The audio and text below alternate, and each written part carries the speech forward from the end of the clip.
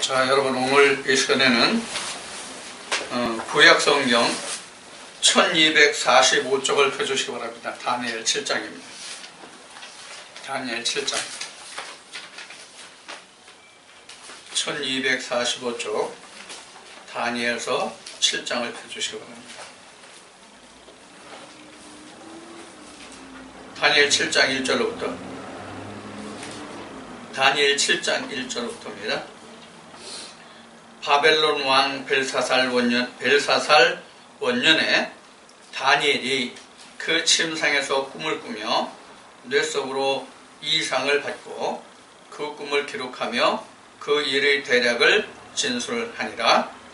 다니엘이 진술하여 가로되 내가 밤에 이상을 보았는데 하늘의 네 바람이 큰 바다로 몰려 불더니 큰 짐승 넷이 바다에서 나왔는데 그 모양이 각각 다르니 첫째는 사자와 같은데 독수리 날개가 있더니 내가 볼 사이에 그 날개가 뽑혔고 또 땅에서 들려서 사람처럼 두 발로 서게 함을 입었으며 또 사람의 마음을 받았으며 다른 짐승 곧 둘째는 곰과 같은데 그것이 몸 한편은 더럽고 그 입의 이 사이에는 새 갈빗대가 물렸는데 그에게 말하는 자가 있어 이르기를 일어나서 많은 고기를 먹으라 하였으며 그 후에 내가 또 본즉 다른 짐승 곧 표범과 같은 것이 있는데 그 등에는 새의 날개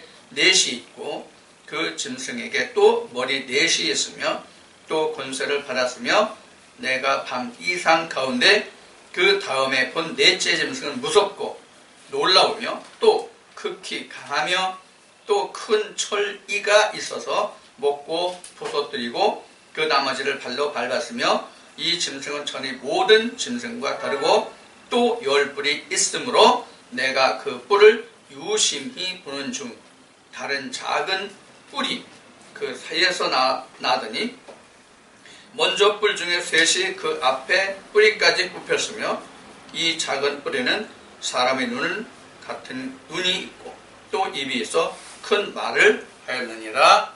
아멘. 자, 이제 오늘은 수요일인데 지난 주일에 네 생물과 네 바람에 대해서 말씀을 전개했었거든요. 그런데 네 바람에 대해서 말씀의 증거가 너무 불충분해서 오늘 그 네 바람에 관해서 오늘 나머지 말씀을 좀 함께 나눌까 합니다. 먼저 이제 그 복습으로 네 생물에 관해서 다시 한번 정리하겠습니다.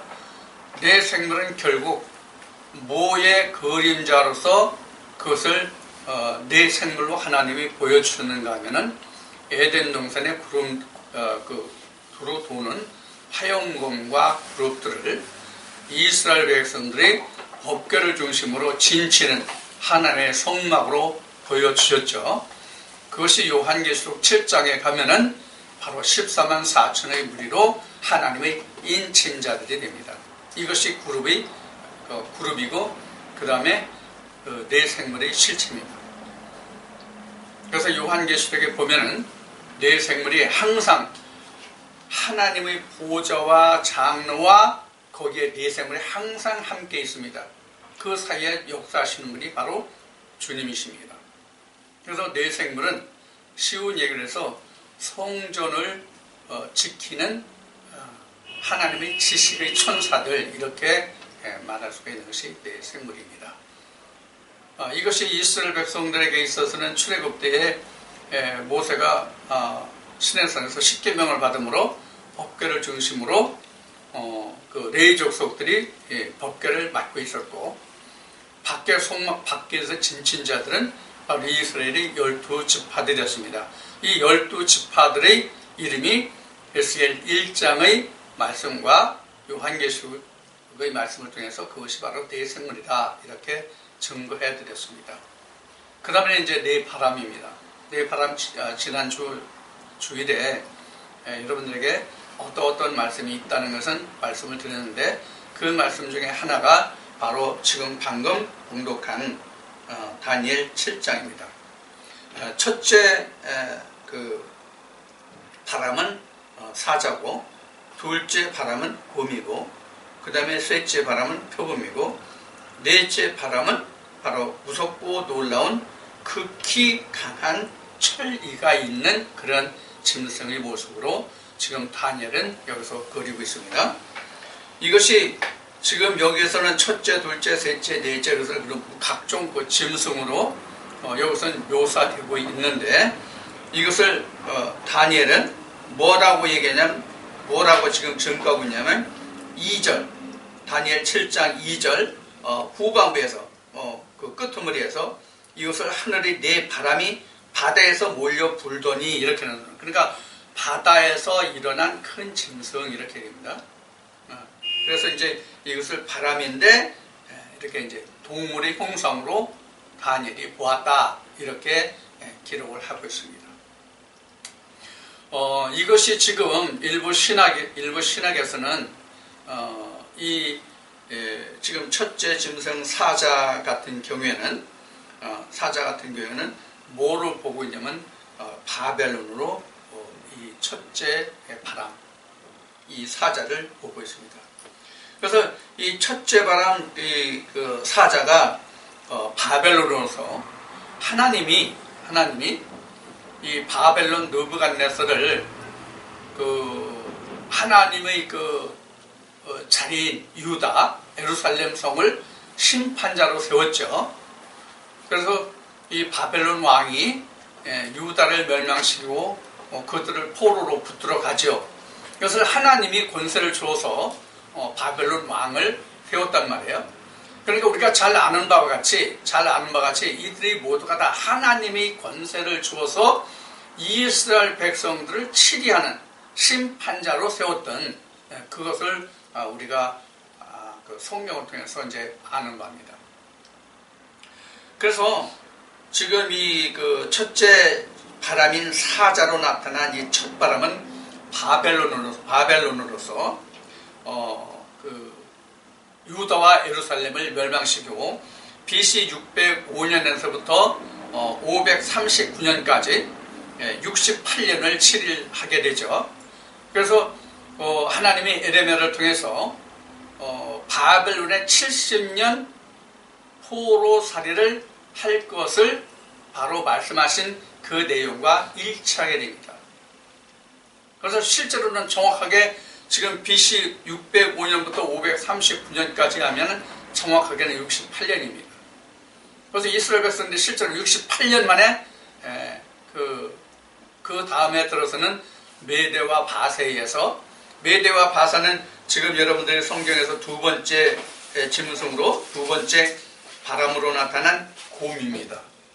그 곰이 바로 메대와 바사죠. 메대와 바사인데 새 갈빗대가 있었다, 이렇게 표현한 그 설명입니다. 다니엘서 7장 5절에. 그래서 이제 539년에 BC 539년에 메대와 바사가 그 바벨론을 멸망시키고 바로 그 다음으로 이어지는 세계를 통치하는 나라가 되죠. 세계를 통치한다는 것은 여러분들 이렇게 생각하시면 됩니다. 어떻게 생각하시면 되냐면, 사실 그 세계의 그 주도권을 쥐고 있던 나라는 세상 나라가 아니라 어떤 나라였어요? 이스라엘이었어요, 사실은. 그렇죠? 여러분들이 잘 아시는 바와 같이 이스라엘의 전성시대가 언제예요? 솔로몬 왕 때죠. 솔로몬 왕이 그 전성시대를 지낼 수 있었던 것은 사실 솔로몬이 했던 것은 아니에요. 그 아비 다윗의 덕분이었죠. 근데 그 덕분에 자기는 그 하나님의 지혜로서 상당한 그 강력한 국가를 유지할 수 있었는데, 그 하나님에게 범죄함으로 인해 가지고 그 나라가 오히려 찢어지게 되는 결과가 되었죠. 여하튼 그렇게 됐지만은 솔로몬 왕 때에 주변 열방에서 모두가 다 이스라엘에 뭘 바쳤어요? 조공을 바쳤어요. 그래서 그때 당시는 세계를 제패하던 나라가 하나님의 나라 곧 이스라엘이었어요. 그런데 그것이 찢어지고 갈라졌죠. 그래서 바로 아수르에 의해서 북이스라엘이 심판을 받고, 유다가 바로 바벨론에서 심판을 받고, 그런데 바벨론 왕 느부갓네살이 자기가 잘 해가지고 그 세상의 모든 패권을 가진 것으로 그렇게 하나님께 패역을 저질렀기 때문에 그 잔을 옮겨서 메대와 바사로 넘어가게 되는 것이죠. 그래서 바벨론 왕 느부갓네살의 짐승과 같이 살게 되리라는 다니엘의 예언이 나오죠. 그런 말씀을 여러분들이 참고하시면 바벨론이 왜 하나님이 느부갓네살을 세웠는데 왜 그가 멸망했는가 하는 것을 여러분들이 이해하실 수 있을 겁니다. 그 다음에 이제 둘째 나라, 이제 그 고움 나라인데, 이 고움 나라는 바로 방금 전에 말씀드렸던 것이 메대와 바사입니다. 이 메대와 바사라는 것은 메대와 바사 둘의 연합군이었는데, 메대와 바사라는 나라가 연합군이었는데 나중에 바사로 바뀌어지죠. 우리 세계사로 보면 페르시아입니다. 페르시아가 바사입니다. 그래서 바사가 BC 539년부터 331년까지 자그마치 208년을 치리하게 됩니다. 이때 당시에 바사와 페르시아, 바사 왕국 시대 때에 자그마치 유대가 그들에게 208년 동안 치리받아요. 바벨론에서 68년 치리받는 건 아무것도 아니죠. 바로 이렇게 됩니다. 그것이 이제 둘째 바람, 이제 고음입니다. 그 다음에 셋째 바람은 이제 표범입니다. 표범은 우리가 역사적으로 세계의 역사의 흐름을 보면 페르시아 다음에 이어지는 것이 어디예요? 성경에는 헬라고 세계 역사로는 그리스입니다. 여러분들 잘 아시는 그 알렉산더 대왕 여러분들이 잘 아실 거예요. 바로 이 그리스입니다. 그리스가 그 다음에 이 고움 나라에 이어서 표범 나라로 세워져서 세계의 패권을 가지게 됩니다. 세계의 패권을 가지는 이 셋째 나라 표범의 나라는 바로 성경에는 헬라요, 우리 세계사로는 그리스인데, 이 나라가 BC 331년에서부터 BC 168년까지 163년간 세계의 패권을 가지게 됩니다. 근데 이제 알렉산더 대왕이 이제 일찍 죽고 저기 하기 때문에 이제 이 나라가 쉽게 멸망했죠. 그 다음에 이어지는 것이 우리가 역사에서 가장 잘 아는 강한 나라, 바로 로마 시대입니다. 로마 시대. 로마 시대를 지금 다니엘은 어떤 것으로 지금 하나님께 이상을 받냐면, 무섭고 놀라운 극히 강하며 큰 철이가 있어, 이렇게 되어 있어요. 그러니까 철의 나라죠. 철의 나라. 이렇게 이제 강한 나라로 묘사된 것이 바로 넷째 바람, 바로 로마입니다. 그래서 로마가 헬라, 즉 그리스가 멸망한 BC 168년에서부터 AD 476년에 로마가 멸망하고 다니엘 예언바 10발가락의 시대가 도래하게 되는데, 자그마치 그래서 로마가 640년이라는 긴 세월 동안을 세계의 패권을 가지게 됩니다. 당시의 사람들이 모두가 다 로마는 영원할 것이라고 생각했던 나라입니다. 근데 여러분들 그 로마가 어떻게 패망했는지 여러분들 혹시 알고 계시나요? 로마가 어디에 의해서 멸망을 입었죠? 지금 독일족인 게르만족에 의해서 로마가 멸망됐습니다. 로마가 멸망될 때 당시 게르만족은 사실 아주 힘없는, 보잘것없는 그런 민족에 불과했습니다. 그런데 그 족속에 의해서 보물이 터져버렸죠. 댐에 둑이 터져버렸단 말이에요. 바로 이와 같은 겁니다. 이와 같다는 얘기는 뭐냐면, 아무리 큰 세력이라도 내부에서 일어나는 어떤 분쟁이 가장 무섭다 하는 이야기예요. 늘 여러분들에게 말씀드린 바입니다. 그래서 이제 이 로마가 멸망하고 나서는 그 다니엘이 예언한 바 10발가락의 시대가 왔죠. 10발가락의 시대가 바로 10뿔이라는 데서 나온 거예요. 그래서 이제 거기서 다시 세 뿔이 나오는데 10뿔 중에서 다시 또 세 뿔이 나오는데 그 세 뿔이 다시 그 멸망을 입었죠. 그래서 이게 동고투, 서고투 뭐 이렇게 해가지고 그 세 나라가 멸망하고 열 나라가 이것이 현재 우리가 말하는 유럽입니다. 그래서 지금 AD 476년 이후에는 지금 열발가락의 시대가 지금 지속되고 있는 상태입니다. 열발가락의 시대가. 그러면 마지막 바람은 뭡니까? 마지막은 뜨인 돌 시대예요. 열발가락의 시대가 끝나면 뜨인 돌의 시대가 옵니다. 이것이 예수 그리스도의 시대가 바로 뜨인 돌의 시대입니다. 하나의 복음이 증거되고 전파되는 시기입니다. 그래서 지금 그 성경에서 내 바람이라고 하는 것은 이렇게 하나님이 열방을 들어서 이스라엘 족속들을 치리하는 그 나라들이 바로 바람으로 묘사되어 있어요. 바람으로 묘사되어 있습니다. 그래서 이 바람이 바로 무엇을 의미하냐면 하나님이 부리는 천사들이 바로 바람, 이렇게 우리가 생각할 수가 있어요. 지금 여러분들에게 그 다니엘 7장에서 첫째 사자, 둘째 곰, 셋째 표범, 넷째 철 이를까지 아주 크고 극히 무서운 그런 이제 짐승, 이렇게 이제 넷을 바람으로 표현했는데 이것도 하나님이 부리는 영이었단 말이에요. 하나님이 부리는 하나의 군대였다, 이렇게 볼 수 있단 말이에요. 자, 그러면 하나님이 지금 다니엘서를 통해서 보여주신 그 짐승의 네 바람은 세상을 다스리는 힘을 가진 자, 그렇게 우리가 볼 수가 있죠.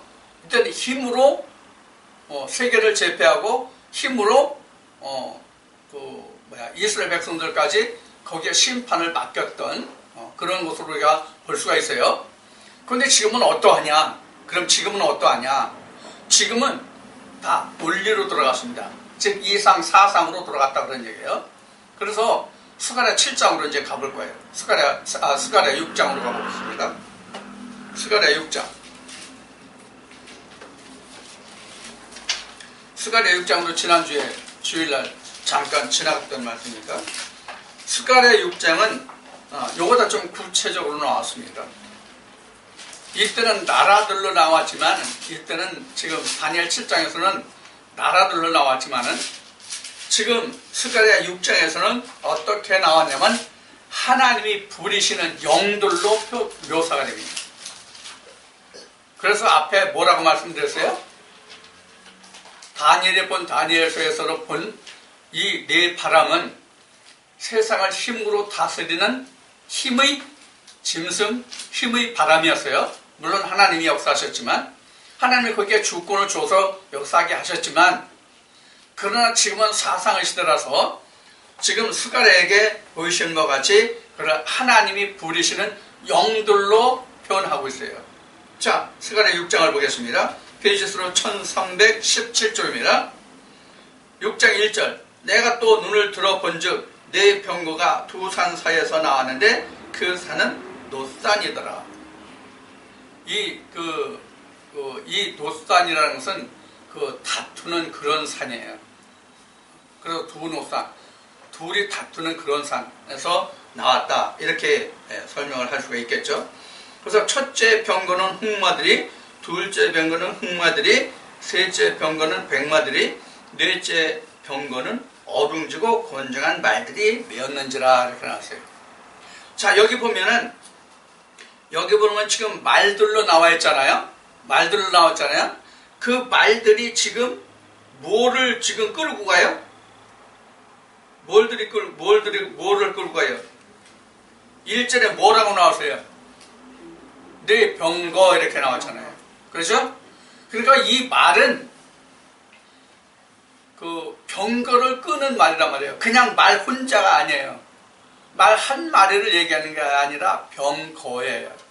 병거. 병거는 뭐예요? 이때 당시에 병거는 뭐가 병거예요?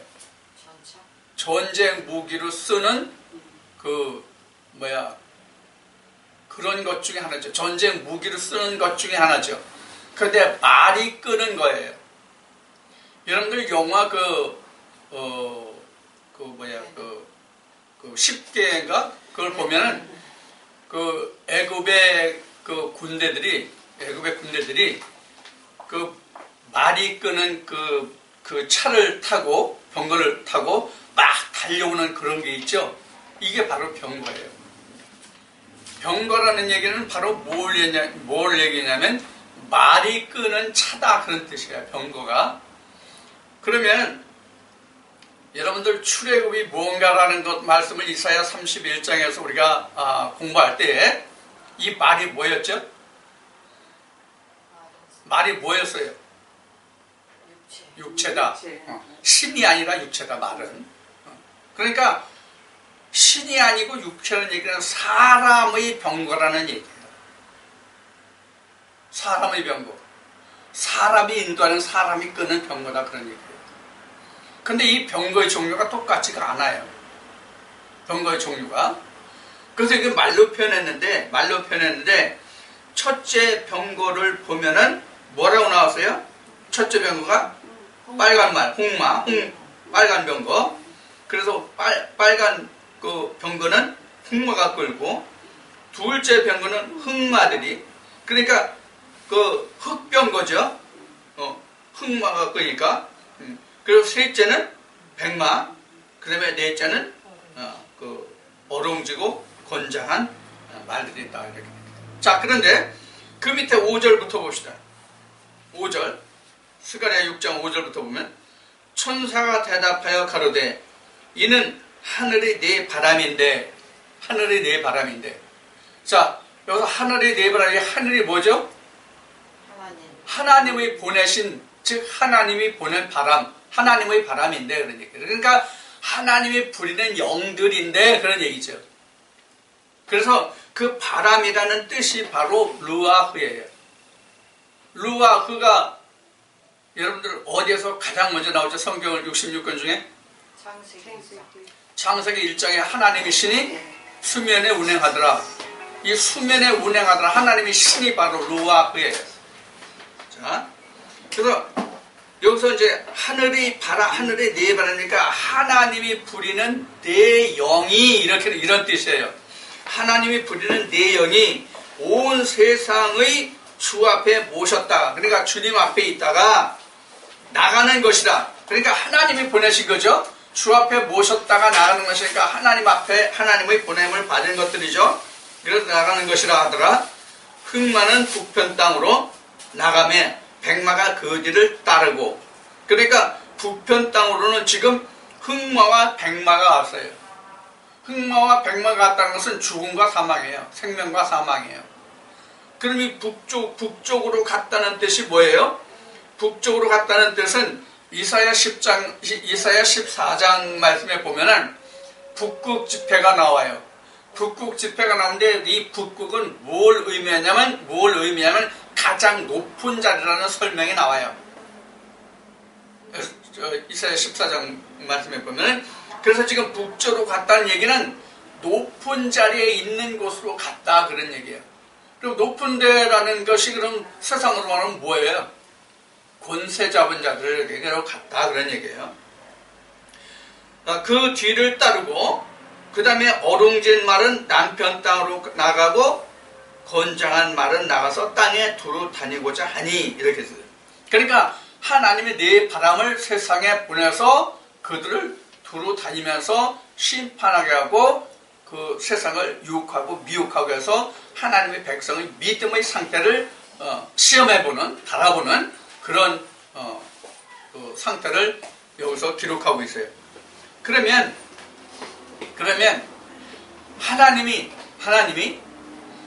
하나님의 친백성들도 그 믿음을 무게를 달아봤을까요? 안 달아봤을까요?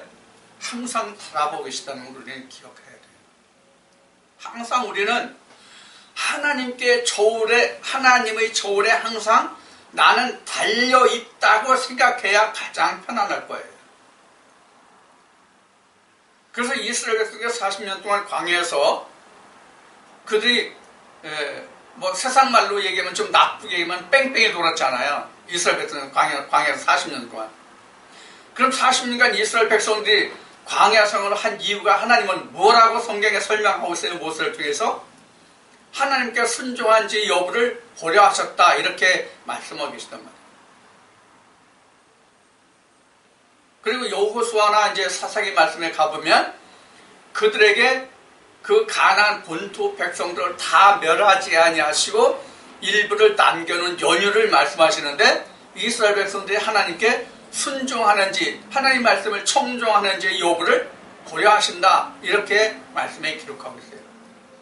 그러니까 우리도 항상 지금 내가 안전하다 편안하다 내가 믿음에 온전하다 이만 하면 됐다는 게 사실은 없어요. 하나님이 오늘 또 지금 나를 바라보고 계시다라고 생각하셔야 우리 믿음이 안전하다 그런 얘기예요. 자, 그것을 우리가 이 말씀에서 꼭 잘 명심해 두시길 바라고, 그 다음에 이 바람이 어떤 역할을 하는지를 한번 요한계시록 7장으로 가서 좀 보겠습니다.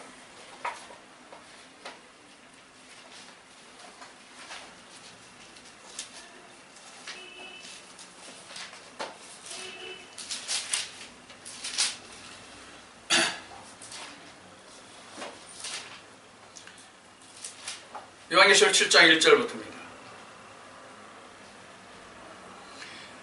이 일 후에라는 것은 지난 주일 말씀드려도 전가될 때도 말씀드리고 이 일 후에는 6인을 뗀 후에 그런 얘기입니다. 6인을 뗀 후에. 참고로 여러분들 지금 7장인데 6장 12절을 봐주시기 바랍니다. 6장 12절을 보면 6째 인을 떼실 때 이렇게 나옵니다. 그래서 창세기란다. 요한계시록 6장에서 첫째 인부터 6째 인까지를 뗍니다. 6째 인까지를 떼는데 6째 인을 뗄 때 하늘이 다 흐려집니다. 해달들이. 그런 일 후에 그런 뜻입니다. 7장 1절이 이 일 후에라는 것은 이 일 후에 내가 네 천사가 땅 네 모퉁이에 선 것을 보니 이 네 모퉁이에 선 네 천사가 바로 네 바람이에요. 앞에 스가랴 6장에서 본 네 바람, 그 다음에 지금 요한계시록 6장에서는 흰말 6장 2절에 요한계시록 6장 2절에 흰말, 그 다음에 3장이 아니라 3절에 둘째 인을 뗄 때 붉은 말, 넷째 인을 뗄 때에 검은 말, 셋째 인을 뗄 때에 검은 말, 넷째 인을 뗄 때에 청황색 말. 이것이 스가랴 6장하고 말씀이 같이 연결됩니다. 짝이 되는 말씀입니다. 그래서 요 네 천사가 땅 네 모퉁이에 선 것을 보니 그런 뜻이에요. 요 네 천사가 보니 땅의 사방의 바람을 붙잡아 바람으로 하여금 땅에나 바다에나 각종 나무에 불지 못하게 하더라. 누가? 네 천사가 네 모퉁이에 선 네 바람에게 일을 못하게 하는 거예요. 왜 못하게 하느냐? 3절을 봅시다. 건너서 3절을 보자고요. 3절을 보면 가로되 우리 하나님의 종들의 이마에 인칠까지 땅이나 바다나 나무나 해하지 말라 하더라. 그러니까 네 천사가 네 바람에게 네 천사가 하나님의 백성의 이마에 인치까지는 너희는 일하지 말라 그러냐. 그때까지는 기다려라 그러는 거예요. 붙들어 놓는 거예요. 바람을 네 모퉁이에. 그렇게 해서 요한계시록 13장에서 이들이 네 바람이 와서 인치는 거예요. 666을 짐승의 풀을 내는 거예요. 그럼 네 바람이 뭐예요? 하나님이 세상을 심판하기 위해서 보낸 하나님이 부리는 천사들 네 바람이란 말이에요. 자, 여기서 그림을 하나 그려봅시다.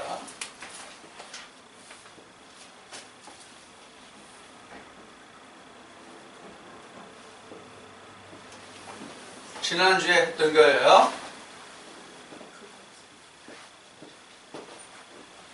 이렇게 됐어요. 지금 1번, 2번, 3번, 4번. 요게 바로 뭐예요? 내생물이에요.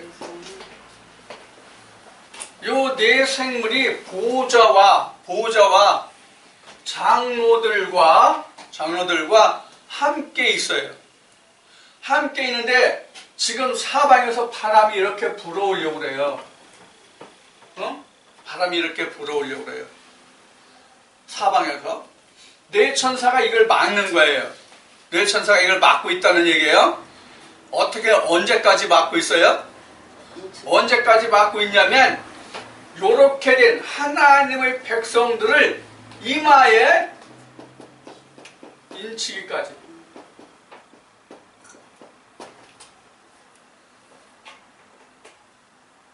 자, 이 요한계시록 7장의 말씀을 보면은 하나님의 내천사가 이미 하나님 백성을 먼저 인을 쳐요. 뭐 하기 전에 먼저 인을 친다는 얘기예요? 네 바람이 와서 짐승의 표 666이라는 표를 하기 전에 이마에 인친단 말이에요. 그럼 이마에 인친다는 얘기는 뭐예요? 여러분들 출애굽할 때 출애굽할 때 그 모세가 있고 아론이 있는데 아론이 입는 복장이 있었죠. 아론이 입는 복장이 있었어요. 아론이 입는 복장이 있었는데 그 중에서 특히 이마표가 있었는데 그 이마표가 뭐였죠? 이마표가 뭐였어요? 여호와께 성결. 여호와께 성결. 이게 이마표예요. 이게 이마표예요. 여호와께 성결이라고 쓴 것이 이마표예요. 그 이마에 이렇게 인을 쳤다는 얘기예요. 하나님의 내천사가. 그러니까 하나님의 백성에게 그 이마에 인치기까지, 즉 여호와께 성결이라는 표를 하기까지는 내 바람을 막아서 그 전까지는 하나님의 백성을 해야지 못하게 하는 거예요. 그래서 이제 그 7장, 요한계시록 7장 2절을 봅시다. 2절 말씀이 1절 말미부터 봐야 되겠네.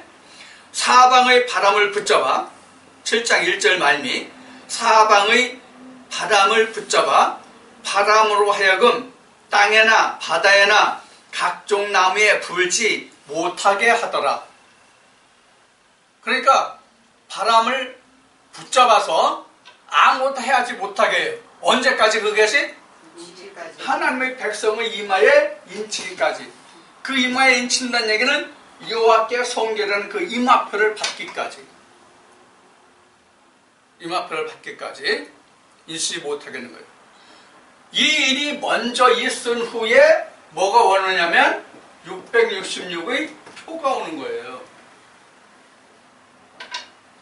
그래서 666이 과연 짐승의 표인가, 바코드인가, 베리칩인가 라는 말씀을 여러분들에게 증거해 드릴 때에 그 베리칩이나 바코드를 미리 두려워하고 그것을 무섭게 여기지 말라.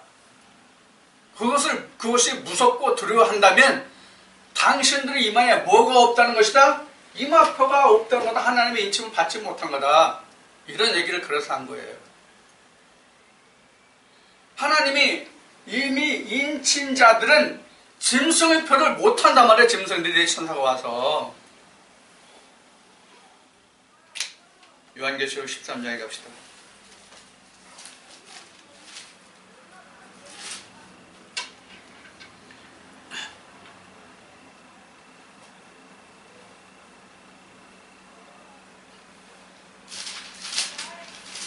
요한계시록 13장 16절에 보면 13장 16절에 보면 저가 모든 자 곧 작은 자나 큰 자나 부자나 빈궁한 자나 자유한 자나 종들로 그 오른손이나 이마에 표를 벗게 하고 누구든지 이 표를 가진 자 위에는 매매를 못하게 하니 이 편은 곧 짐승의 이름이나 그 이름의 수라 이렇게 되어 있어요.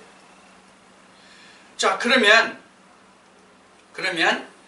지금 그 요한계시록 7장의 그 말씀에서 본 것과 같이 그 2절 봅시다. 다시 7장 2절로. 7장 1절에서는 바다나 각종 나무에 불지 못하게 하더라까지 봤어요. 다시 7장 2절 봅시다.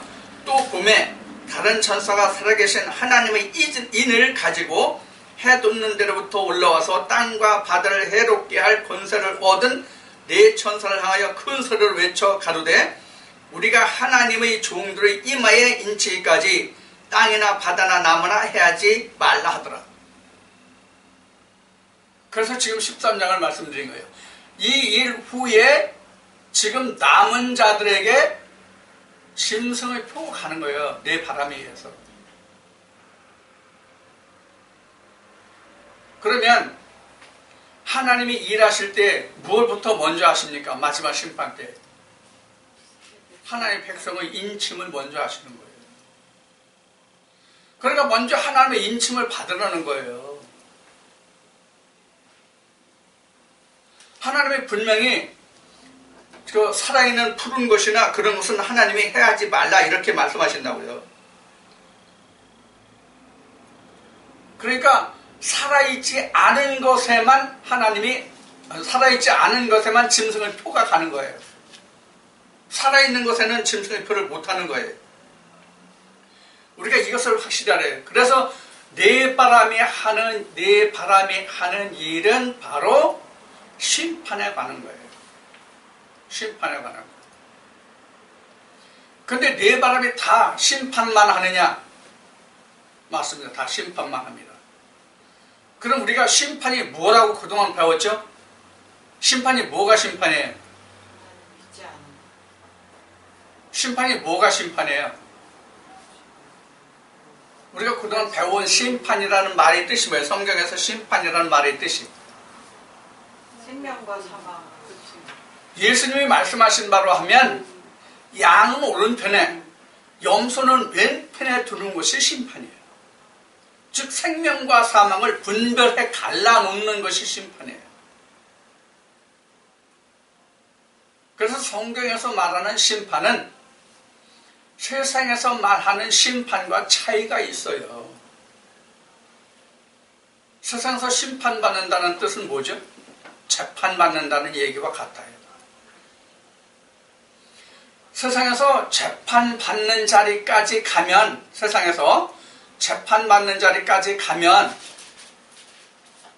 무죄가 있어요? 무죄가 없지는 않지만 무죄가 거의 없죠. 그 전에 이미 경찰이나 검찰에서 모든 진술을 받을 때에 그 사실 여부가 다 확인됐잖아요, 거의. 그래서 심판에 가서는 무죄로 나온다는 것이 그렇게 쉬운 일이 아니잖아요. 물론 무죄로 수십 년이 지난 후에도 판정이 나는 경우가 없지 않아 있기는 해요. 어떤 경우에 그렇죠? 사상범인 경우에 대체적으로 그런 경우가 많지요. 우리나라 같은 경우에는 남북으로 대치되어 있기 때문에 사상범이 가장 큰 죄였고 큰 벌을 받았고 재판을 받았잖아요. 그런데 그것이 세월이 지남에 따라서 그것이 그때는 재판했던 것이 그때 당시에 너무 강압적이고 권위적이었기 때문에 그것이 꾸며졌고 사실을 진술하기 어려웠던 것이 참작이 돼가지고 지금은 그걸 뭐라고 그러지? 증거제일주의라고 그러나 지금? 증거제일주의로 해가지고 그때 당시에 판결이 뒤집히는 경우가 지금도 있지요. 우리가 흔히 보는 바와 같이. 그러나 하나님 안에서는 절대로 뒤집히는 경우가 없습니다. 절대로 하나님 안에서는 뒤집히는 경우가 없어요. 그만큼 하나님의 법은 어떠하다는 얘기예요? 정확하다는 얘기예요. 세상의 법은 사람이 그때 당시 처지와 형편에 따라서 상부 권력자의 눈치를 보고 재판하는 경우가 많았어요. 특히 군사정권 때는요. 그러나 하나님의 재판은 절대로 그런 경우가 있지는 않잖아요. 창세 때부터 지금까지, 앞으로도 영원히. 그래서 하나님 안에서의, 성경에서의 심판이라고 하는 것은 죽인다 이런 의미가 아니에요. 죄 준다, 벌 준다 이런 뜻이 아니란 말이에요. 하나님 안에서의 심판은 방금 말씀드린 바와 같이 산자와 죽은 자의 분별이에요. 그럼 하나님의 심판이 있기 전까지는 어떻단 얘기예요? 사망과 생명이 혼재에 있어서 이것을 구분하지 분별하지 못하고 있다는 얘기예요. 그럼 사망과 생명을 정확하게 분별할 수 있는 이가 누구라는 얘기입니까? 하나님이라는 얘기예요. 그래서 지금 이 말씀과 같이 우리가 지금 하나님에게 먼저 인을 받으면, 하나님에게 우리가 먼저 인을 받으면 짐승의 표를 걱정할 필요가 없단 말이에요. 내 바람을 걱정할 필요가 없단 말이에요.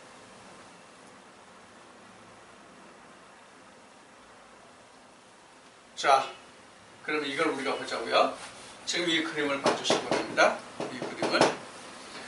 지금 우리가 내 바람이 지금 밖에서 불잖아요. 그런데 하나님이 우리에게 지금 인을 쳤어요. 하나님이 인을 쳤어요. 하나님이 인을 쳤다는 얘기는 하나님이 이렇게 울타리가 되어주셨다는 얘기예요. 하나님의 지식이, 하나님의 말씀의 지식이 지금 모든 내 바람을 이겨낼 수 있는 힘이 있다는 얘기예요. 이 얘기는 바로 뭐예요? 하나님이 나의 울타리가 되어주셨다는 얘기예요. 그래서 이 밖에 있는 내 생물을 뭐라고 얘기하냐면 케루브라고 그래요. 케루브. 케루브. 이 케루브라는 뜻은 뭐냐면 이렇게 설명이 나와요. 지품천사.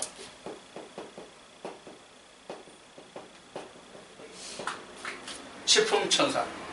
그러니까 지식을 가지고 있는 천사. 그럼 이 네 생물들이 가지고 있는 지식이 뭐예요? 하나님의 말씀의 지식이에요. 그래서 지난주에 말씀을 드렸듯이 이 네 생물이 케루브 이 그룹들이 드는데 이 그룹들은 하나님의 지식으로 뭉쳐진 자들이다. 그래서 이스라엘 백성들이 출애굽할 때는 이 케루브의 역할을 누가 했냐면 이스라엘의 12지파가 했다. 그럼 지금은 우리가 이 12지파가 없잖아요. 어떤 교단에서는 이 12지파를 만들어서 이렇게 하고 누가 그 가운데 있지만요.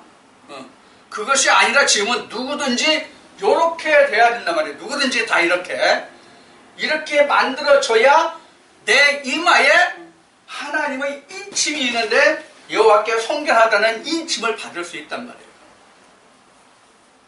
그러면 요한계시록 13장에 있는 666이라는 짐승의 표를 받지 않게 된단 말이에요. 왜? 인침을 먼저 받았잖아요. 그리고 하나님 울타리에서 지켜주시잖아요. 그래서 지난주에 이 과정에서 여러분들에게 말씀드렸던 게 뭐예요? 이사야 5장을 그래서 말씀드렸던 거예요. 이사야 5장. 이게 뭐예요? 극상품 포도나무. 그래서 극상품의 포도나무 열매를 맺으면 하나님이 여호와께 성결하는 인을 쳐주는 거고 그 사람의 이마에는. 그럼 이미 심판이 된 거잖아요. 하나님이 우편에 선 거잖아요. 하나님이 우편에 선 것이 아니라 하나님이 너는 우편 이렇게 해서 하나님이 나를 우편에 놔주신 거잖아요. 이게 바로 심판이란 말이에요. 어디로부터? 내 바람으로부터. 네 바람으로부터 너는 오른쪽 이렇게 합니다. 이게 없는 사람들을 왼편에 놓고 이걸 666이라고 이거는 내 거다 이렇게 하는 거예요. 여러분들 유다서에 보면은 유다서가 몇 장까지 있나 나 잘 모르는데 딱 가르쳐봐. 유다서 몇 장까지 있어요? 1장. 30장까지 있어요? 1장. 유다 1장인데 유다서에 보면은 어떤 기록이 나오냐면 모세의 시체에 관한 기록이 나와요. 딱 한 번 나옵니다. 모세의 시체에 관해서. 딱 한 번 나오는데 모세의 시체를 누가 달라고 그래요? 사단들이 달라고 그러잖아요. 사단들이 달라고 하니까 차마 거기다 판결의 기록을 쓰지 못하고 뭐라고 했다? 뭐라고 했어요? 그래서 그 죽은 시체는 마귀의 사단들이 그것을 구했다는 뜻은 바로 뭘 말하는 거예요? 물질을 주장한다는 얘기예요. 물질을 의미하는 거예요. 근데 모세의 시체가 있어서요, 없어요? 무덤이? 없죠. 자, 그렇게 이제 유다의 그 시체에 대해서 딱 한 번 유다서에 기록이 되는데 이와 같이 일단 하나님이 인칭을 해서 사단이 하나님의 울타리가 되어주시다면 어떻게 하지 못한단 말이에요. 자, 그래서 우리가 신앙생활은 결국은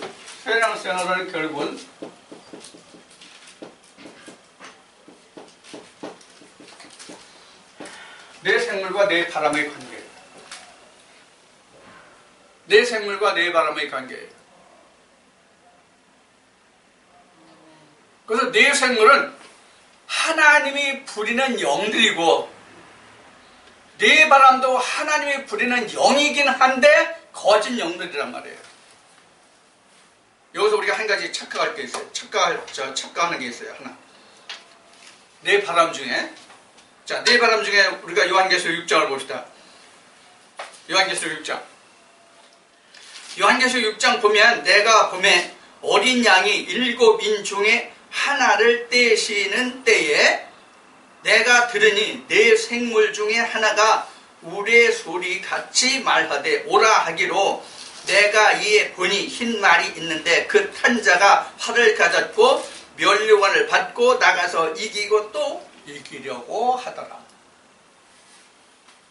그러면 흰 말도 거짓 영일까요? 흰 말도 하나님이 부르시는 거짓 영일까요? 내 바람 중에? 아니에요. 여기서 이기고 또 이기려고 한다 이 뜻이 뭐예요? 이기고 또 이기려고 한다는 뜻은 이런 뜻이에요.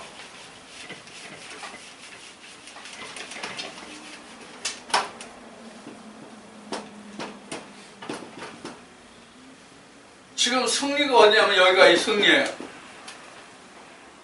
여기가 어디죠? 여기가? 요단이에요. 네, 요단이라는 뜻이에요. 여기가 승리하는 때예요. 여기가 승리하는 때라는 의미가 뭐예요? 이기고. 여기가 승리하는 때라는 얘기는 뭐냐면 예수의 오시는 때란 말이에요. 예수의 오시는 때. 예수의 오시는 때인데 요 반대가 있단 말이야. 반대가. 그렇죠? 요 반대가 있어요. 요 반대가 있어요. 그래서 요 반대 동안에 지금 예수님이 승천하신단 말이에요. 예수님이 승천하셔요. 그럼 여기 영의 시대가 되죠. 그리고 우리는 여기서 장막을 벗게 되죠. 자, 요 시대까지는 내가 승리를 해야 된단 말이에요. 여기는 이미 여기는 했고, 여기 거는 요 반대는 때가 승리해야 하고, 요걸 조금 쉽게 설명하면, 반대 이야기가 그러면, 이렇게 얘기했어. 그러니까 요단이죠? 그럼 요단은 마태복음 11장 11절에서 13절까지죠? 그러면 여기서 예수님이 오시죠? 내가 장막 벗을 때까지, 여기가 장막 벗는 때라죠, 여기가 장막 벗는 때라죠? 요 때가 다시 이겨야 하는 때예요. 쉽게 좀 설명하면, 밑에 거 반대를 굳이 이해하기 힘들면 이렇게 이해하시는 얘기예요. 자, 여기서 이겼다는 뜻이 뭐예요? 여기서 이겼다는 뜻이 뭐였죠? 율법 사망의 권세를 이겼다는 얘기예요. 그래서 이기고 또 이겨야 되잖아요. 여기가 가나안 땅에 가서도. 그런데 가나안 땅에 가서도 이 반대에 따른 것은 여리고가 있고, 그 다음에 여리고 뭐였죠 이게? 여기가 뭐예요? 여리고 성. 그렇죠? 여리고 성이 무너져야만 내가 반대를 이기는 거가 되는 거죠. 그래서 반대를 앞에 얘기했던 거예요. 자, 요 과정까지 우리가 다 가야만 승리. 근데 우리가 지난번에도 말했지만은 우리가 이 반대라고 하는 얘기는, 요 반대라고 하는 얘기는 이게 이렇게 중복이 돼요.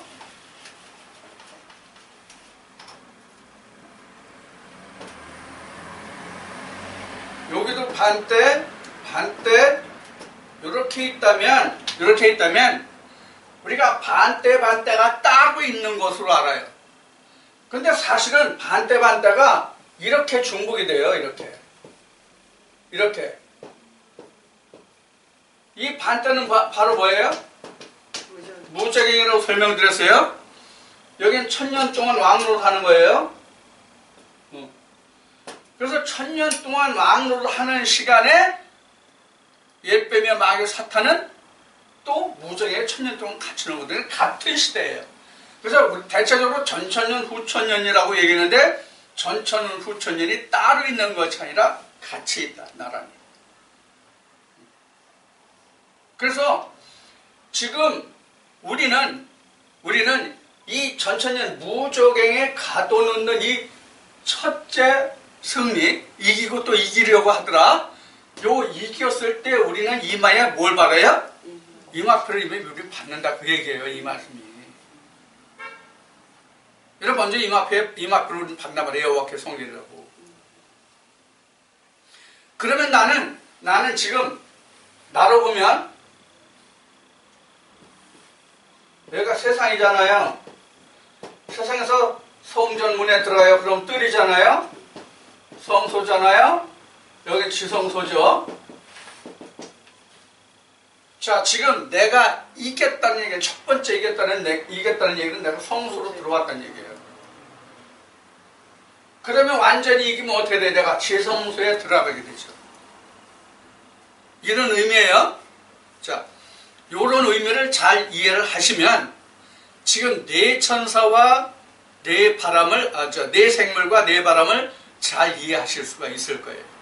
그래서 요한계시록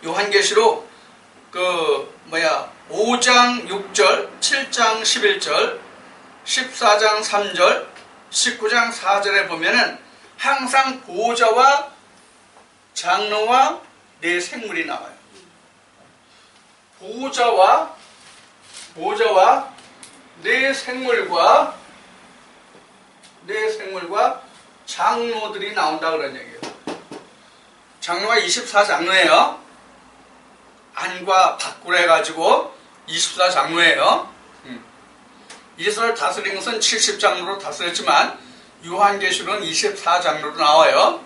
24장로로. 그래서 이 장로들과 네 생물과 그 다음에 보좌는 항상 있어요. 그 중심에 누가 있어요? 보좌, 네 생물, 장로가 있는 그 중심에 누가 있어요? 예수 그리스도가 있어요. 항상. 그럼 보좌는 뭘 뜻해요? 하나님을 뜻해요. 그래서 지금 말씀을 몇 시까지 쭉 본 바와 같이 네 바람이나 이 모든 것을 역사하는 하나님 앞에 모셔섰다가 나가는 것들이더라, 이렇게 나온 거예요. 그럼 어디 있다 나가는 거예요? 보좌 앞에 있다, 여기 있다. 여기서 다 파송되는 자들이에요. 그러니까 하나님이 이 네 바람을 보내는 것은 바로 앞에 다니엘 7장에서 네 나라를 들어서 이스라엘을 심판하시고 그들을 송사하셨음 같이 지금은 하나님의 내 영들을 통해 가지고 심판하시고 이스라엘 백성들, 하나님의 백성을 송사하신다 그런 얘기예요. 자, 그러면 오늘 말씀의 결론으로 들어갑니다. 내 말이라는 과연 무엇이냐? 내 말은 그건 뭐예요? 내 바람이죠?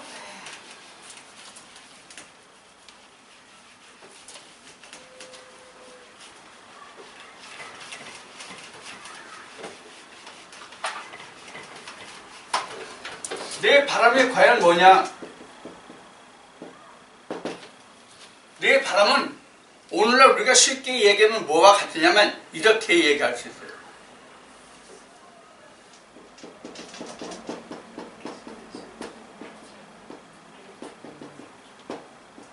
선자들의 종류.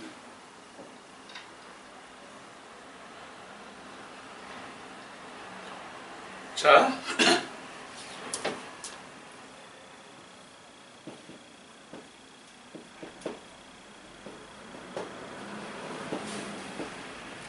동서남북 이렇잖아요. 동서남북. 지금 여기에 네 생물도 있고 네 바람도 있어요. 똑같이. 네 생물이 네 바람일 수도 있고 네 바람이 네 생물일 수도 있어요. 자, 그러면 첫 번째 흰 말, 그러니까 백색 선자죠. 하얀 말. 그 다음에 뭐예요? 검은 말. 그 다음에 뭐예요? 홍마, 붉은색 말. 그 다음에 어룽진 말. 어룽진 말. 자, 흰 말은 그냥 하나님의 선지자 이렇게 합시다. 쉽게. 하나님의 세움을 받은, 하나님께로부터 번역을 받은 하나님의 종. 이제 하나님의 씨만 뿌리는 자. 마태복음 13장에 보면 하늘에 하나님의 그 씨를 부리는 자는 누구라고 그랬죠? 하나님의 아들들이요. 천국의 씨를 뿌리는 자는 하나님의 아들들이요. 이렇게요. 그 하나님의 아들 흰말. 그러면 검은 말은 죽이는 선지자. 뭘 죽여요? 몸을 죽이는 게 아니라 영혼을 죽이는 거예요. 영혼을 악살나게 죽이는 그런 선자가 죽이는 선자가 검은 말이에요. 검은 말. 그러면 성경에서 검다는 뜻이 뭐예요? 성경에서 검다는 말이 뭐예요? 죽었다예요. 사망에 있다, 음부에 있다 이 뜻이잖아요. 그러니까 검은색 말은 죽이는 거예요. 그 다음에 홍마는 뭐라고 하면 좋아해요?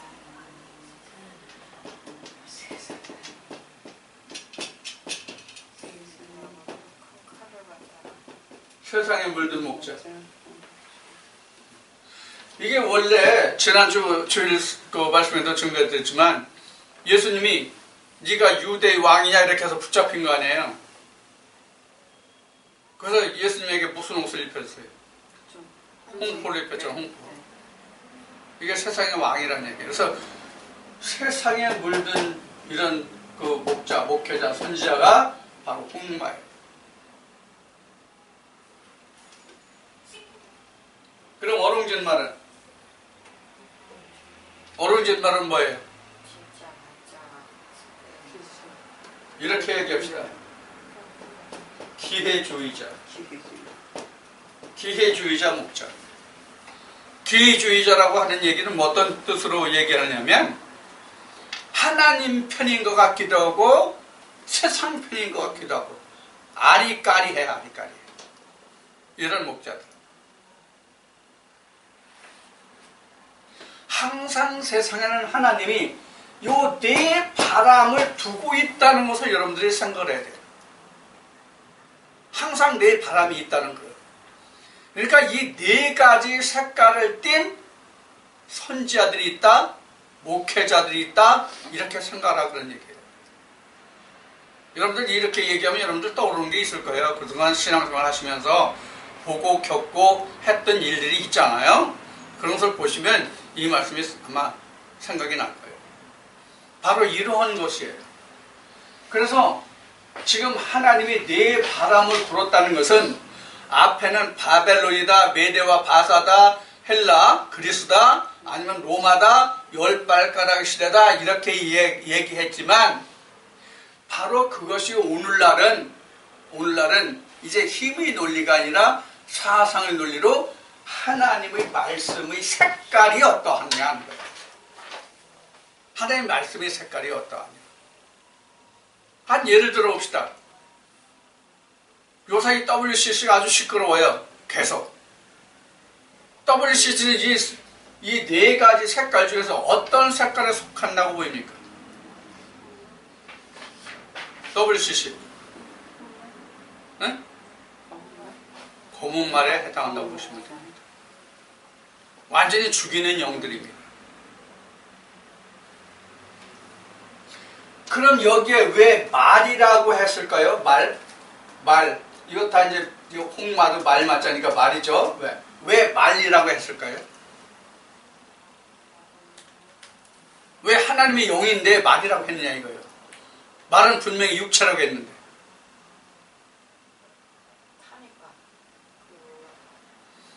부림을 받는 것은 사람들이란 말이에요. 하나님은 육체가 없기 때문에 직접 일하시지 못하잖아요. 그러니까 하나님이 뭘 들어 역사해요? 사람을 들어 역사하신단 말이에요. 그러니까 사람들이 그 영을 입은 거예요. 그러니까 하나님께로부터 보냄을 받았다는 것은 똑같은 사람인데 똑같은 다 사람이잖아요. 이게 말이 육체니까 이사야 31장에서 말은 육체라고 증거되어 있으니까 말은 다 육체인데 여기에 신을 하나님이 어떤 신을 불어 넣었느냐 하는 거예요. 어떤 신을 받았느냐 하는 거예요. 여러분들 그 무당 모르는 사람 있어요? 무당 모르는 사람. 무당 다 알죠? 무당이 몇 종류가 있어요? 무당이 두 종류가 있어요. 내림굿을 해서 신내림굿을 해서 하는 무당이 있고, 그래서 받은 무당이라고 그러거든요. 받은 무당. 그리고 학습, 배워서 한 무당, 배운 무당이 있고 둘이에요. 무당도 배운 무당이 있고 받은 무당이 있고 둘이거든요. 자 그러면 조금 전에 말들의 종류를 말씀드릴 때 하나님이 그 속에 어떤 영을 불어넣느냐에 따라서 색깔이 지워진다는 말을 했잖아요. 그렇죠? 그러면 하나님의 영을 직접 받은 자는 누굽니까? 어떤 말입니까? 흰말이에요. 그럼 이것은 누가 넣어줬어요? 그럼 이거는 나머지 세 색깔의 말들은 누가 넣어줬어요? 하나님이 넣어줬죠. 이게 하나님이 넣어줬다고 하지만 사실은 스스로 온 자들이에요.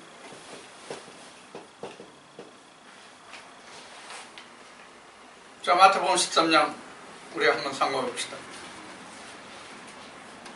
자, 하나님의 아들들 100마리, 하나님의 아들들 100말들이 천국의 씨를 뿌렸어요. 근데 자고 나보니까 가라지가 보여요. 누가 뿌렸어요? 밤에 마귀가 그랬나 보다. 예수님이 그렇게 말씀하세요. 밤에 마귀가 그랬나 보다. 이게 밤에 활동하는 자들이 이게 다. 낮으로 가장했지만 다 밤에 활동하는 자들이에요. 그래서 요한복음 1장에서는 이제 이번 토요일부터는 이제 요한복음 토요일날 이제 우리가 알아볼 건데 공부할 건데, 그래서 요한복음 1장에 보면은 빛으로 나오기를 싫어한다. 어둠에 있는 자들. 왜? 자기 상태가 드러날까 합니다. 이렇게 나오죠. 요한복음 1장 말씀에 보면은. 그래서 이 사람들은 어둠에서 활동하는 사람들이에요. 그럼 실제로 어둠에서 활동할까요? 실제로 이 사람들은 낮이에요. 자기네들은 말하는 건 낮이에요. 그럼 지금 낮이냐 밤이냐 했는데 낮은 뭘 말하는 거죠? 하나님을 말하는 거예요. 예수 그리스도 하나님을 말하는 거예요. 하나님과 예수 그리스도 하면 낮이요. 밤에 해도 낮이에요. 지금 불 켜놨는데 이 어두운 데서도 하나님과 예수 그리스도로만 하면 이게 낮이요, 빛이에요. 불을 끄고 해도 말이 하나님과 예수 그리스도의 음성이 전해지면 빛이고 낮이에요. 전기가 나갈 수도 있잖아요. 그렇죠? 네. 자, 그러면 불을 켜놓고 백주에 밖에서, 건물 안에서가 아니고 백주에 날씨 아주 창창한 날, 요새 날씨 좋은데 날씨가 좋은 날, 창창한 날 밖에 나가서 해도 하나님과 예수 그리스도의 말씀을 하지 아니하면 그것은 캄캄한 밤중이에요. 그러면 실제로 하나님 앞에 모셔섰다 나가는 것이라고 얘기하지만 거기에 하나님이 항상 뭘 넣어줘요? 거짓 영을 넣어주는 거예요. 거짓 영. 거짓 영을 넣어주기 때문에 자기도 그것이 뭔 줄 알아요? 참인 줄 안단 말이에요. 그것이 참인 줄 알아. 그래서 욥기서에 보면은 하나님 앞에 누구도 있다가 나가? 사단들도. 그럼 하나님 나라에 무슨 사단이 있냐 이렇게 이제 그 말했던 사람이 있었어요. 페북에. 자, 그것은 이 세상을 얘기합니다. 자, 요 동서남북을 좀 더 얘기하는데 이거는 좀 하면 시간이 길어지니까 다음에 하기로 하고.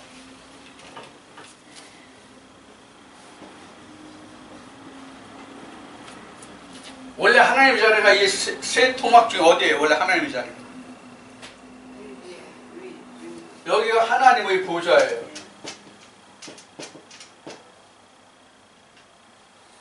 근데 여기가 하나님의 보좌인데 하나님이 가짜 하늘을 어디다 뒀어? 여기에 둔 거예요. 여기에서 나온 사람들은 요거예요. 2, 3, 4번이에요. 맨 위에 하나님의 보좌로서 온 자만이 행말이에요. 이렇단 말이에요.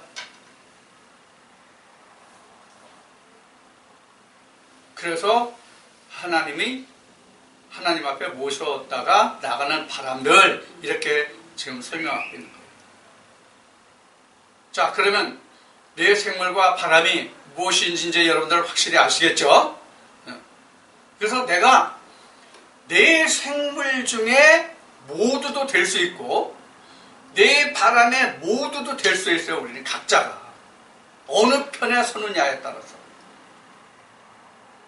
그래서 지난주 토요일날 우리가 누가복음에서 오른편 강도와 왼편 강도를 했잖아요. 똑같은 얘기예요. 양과 염소 똑같은 얘기란 말이에요. 그 중심은, 나의 중심은 항상 주님이 계셔. 그런데 나만 오른쪽으로 할까 왼쪽으로 할까요? 항상 그 가능성이 언제나 우리에게 열려 있다는 거. 내가 지금 하나님에서 내가 흰말이 들어 하나님의 인침을 받았어요. 그럼 내가 영원히 내가 장막 벗을 때까지 하나님 앞에 나가지 않고 하나님 말씀으로 함께 하지 않고 그래도 내가 흰말로서 인침받은 자로서 그대로 남을 수 있을까요? 아니잖아요. 이런 면을 우리가 이 말씀에서 생각하는 거예요. 그래서 내 생물에서 내 바람으로도 바뀔 수 있다는 얘기를 그래서 하는 거예요.